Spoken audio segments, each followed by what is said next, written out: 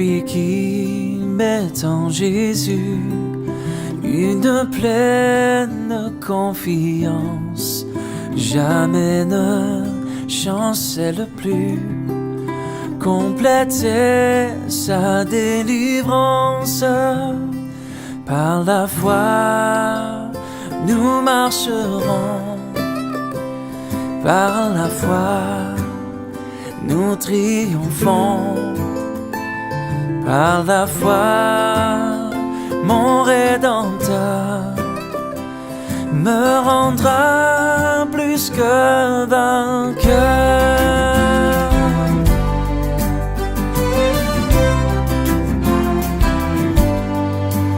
Dans les jours d'adversité, quand tu sens gronder l'orage, regarde en sécurité, attristé, reprends courage. Par la foi, nous marcherons, par la foi, nous triomphons, par la foi, mon Rédempteur me rendra plus que vainqueur.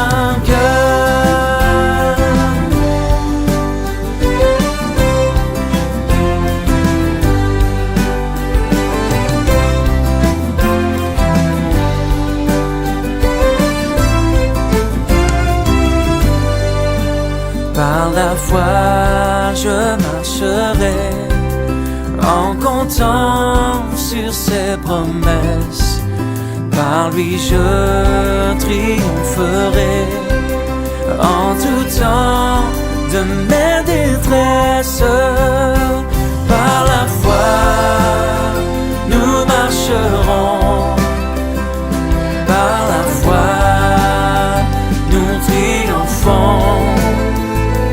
Par la foi, mon Rédempteur me rendra plus que vainqueur. Par la foi, nous marcherons, par la foi, oh, par la foi, mon Rédempteur me rendra plus que vainqueur.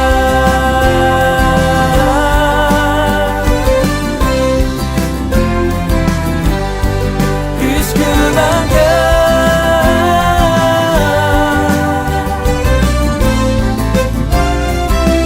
Oh, par la foi,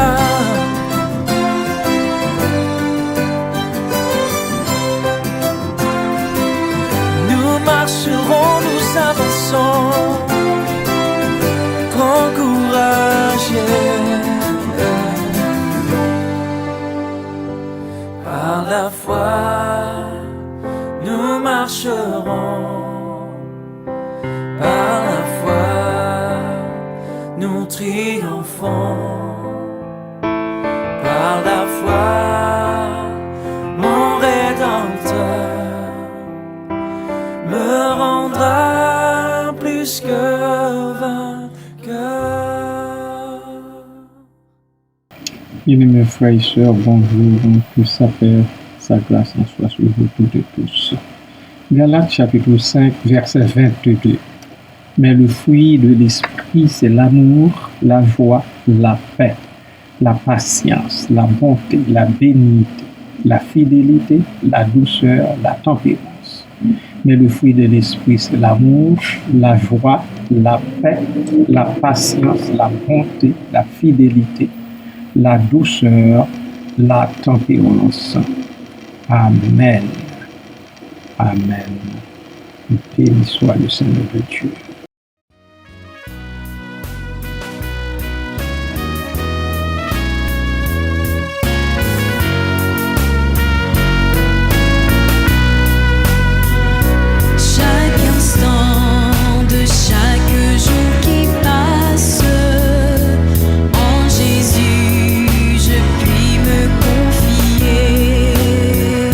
Cet amour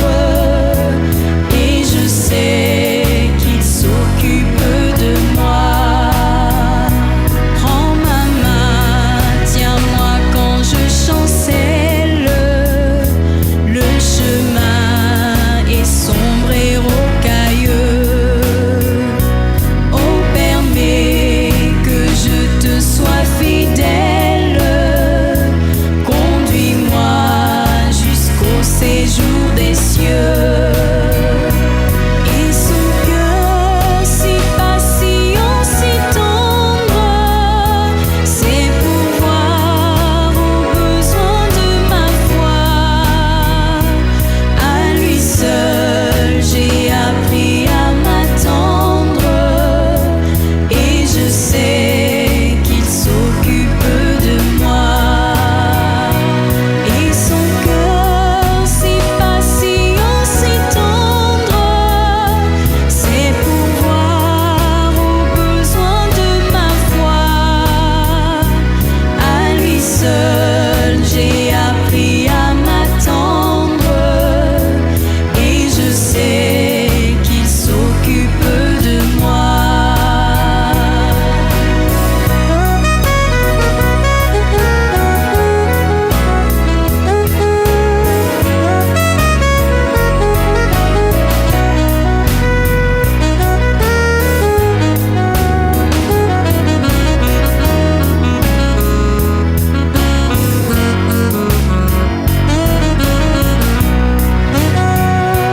Et son cœur si patient, si tendre, c'est pourvoir aux besoins de ma foi. À lui seul j'ai appris à m'attendre, et je sais qu'il s'occupe de moi. Et oui, nous pouvons nous confier chaque instant de chaque jour qui passe en Jésus-Christ, dont la patience s'étend jusqu'aux cieux. Lui, sa patience est une patience sans borne, sans limite. Je suis tout à fait d'accord avec la personne qui a écrit les mots de ce cantique. Et je pense que vous aussi, vous devriez être en accord avec lui, parce que c'est tellement vrai, c'est à cause de sa patience que le monde entier tient encore. À combien plus fort que raison pour vous-même, pour moi-même. L'apôtre nous dit, mais le fruit de l'esprit, c'est l'amour, la joie, la paix. Et puis la quatrième vertu, c'est la patience. Le caractère chrétien ne s'exprime pas simplement par une obéissance légale et servile aux ordres divins, mais par la possession et la manifestation des vertus décrites dans ce verset de Galates 5. Dans leur ensemble, ces vertus tracent un portrait moral de Christ. Elles se retrouvent dans le témoignage de l'apôtre lorsqu'il dit en Galates 2:20, si je vis, ce n'est plus moi qui vis, mais c'est Christ qui vit en moi. C'est ce que le Seigneur fait en chacun de nous, ses élus.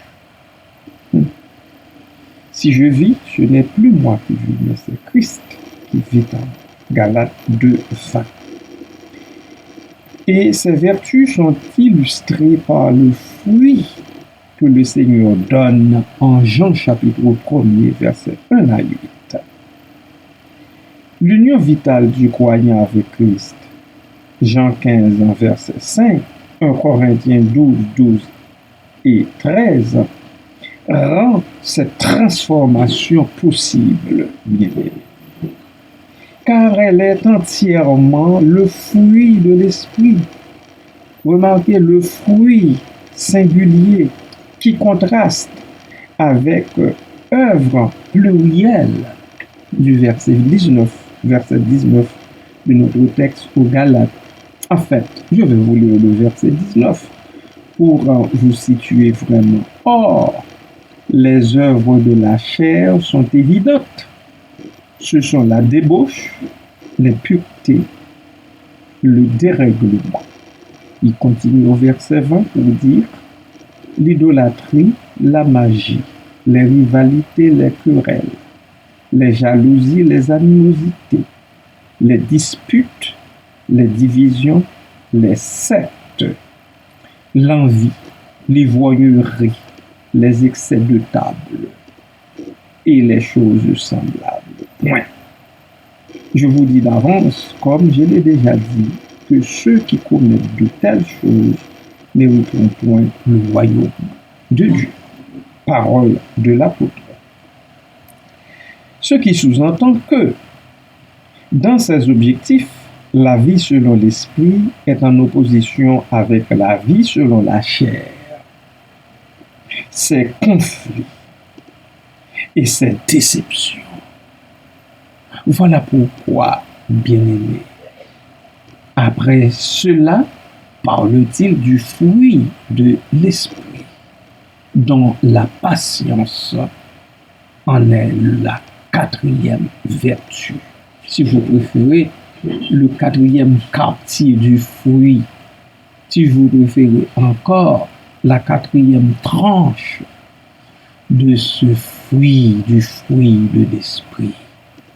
Encore une fois, le fruit de l'esprit, c'est l'amour, la joie, la paix, la patience, la bonté, la bienveillance, la foi, la douceur, la maîtrise de soi ou bien la tempérance. Et il termine en disant, la loi n'est pas contre ces choses. Voilà, bien-aimés, cultivons la patience. Cultivons la patience. Amen.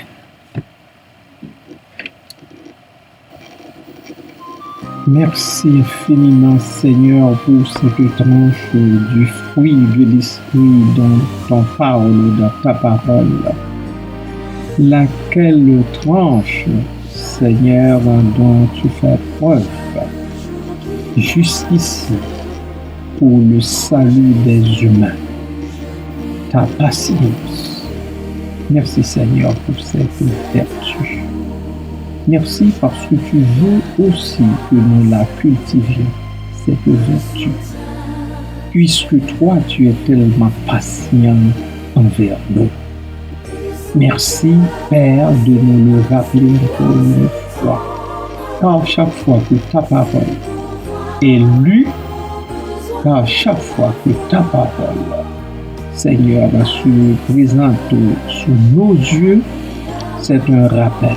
C'est un rappel en esprit que nous, les lecteurs de la parole, que nous, les auditeurs, Seigneur, de ta parole, nous comprenions que tu es en train de parler à nos cœurs.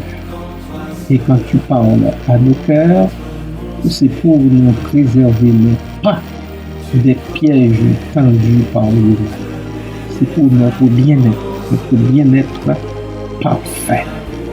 Merci Père, merci Papa, merci Seigneur Jésus.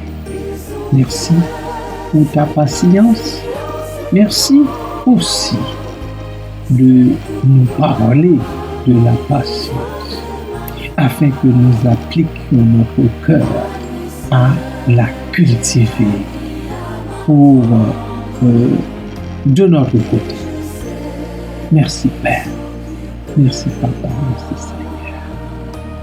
Papa, les bien-aimés qui sont malades encore sont devant toi. Nous te les présentons, nous te prions pour eux, car tu veux que nous intercédions pour ceux et celles qui sont dans le besoin. À combien plus forte raison s'ils souffrent dans le corps. Alors Père, nous te demandons grâce, nous te demandons pardon, Seigneur, pour les péchés commis devant toi. Nous te prions, ô Dieu, de toucher ceux et celles qui sont malades dans leur corps, ceux et celles qui souffrent terriblement, car il y en a qui souffrent terriblement dans leur corps.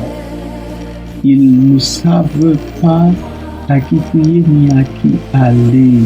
Il y en a même qui, après avoir fait un bout de chemin avec toi, pensent que c'est parce qu'ils sont délaissés par toi. C'est la raison pour laquelle qu'ils souffrent tellement dans ce corps que tu nous prêtes à nous tous. Papa, fais qu'ils sachent que non, pas du tout, que tu es beaucoup plus proche d'eux que leur haleine même. Fais-leur cette grâce, fais-nous cette grâce, ô Dieu, que nous ne doutions pas de ta miséricorde, que nous ne doutions pas, ô Dieu, de ta grâce abondante, de tes riches bénédictions. Papa, aide ton peuple, aide-nous tous à le comprendre et aussi à marcher devant toi comme tu veux que nous marchions, sous l'égide de ton esprit. Merci Père, merci Papa. À toi, Jésus, pour cet esprit, soit tout honneur et toute gloire au siècle des siècles. Amen.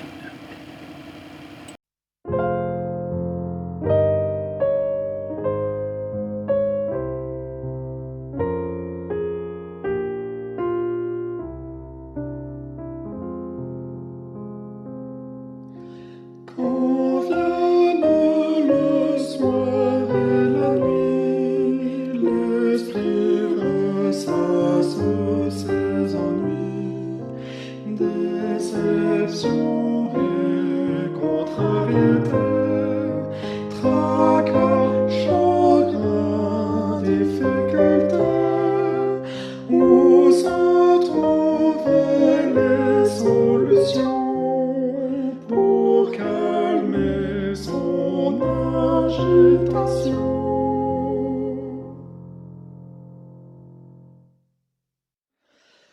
Dans le silence de la nuit, le chrétien n'est pas seul, il prie. Il commence par confesser les manquements de sa journée, puis dépose aux pieds du Seigneur ce qui l'agite et lui fait peur. Au milieu de l'obscurité, son cœur est inondé de paix. Il peut dormir tranquillisé. Il sait que le Seigneur Jésus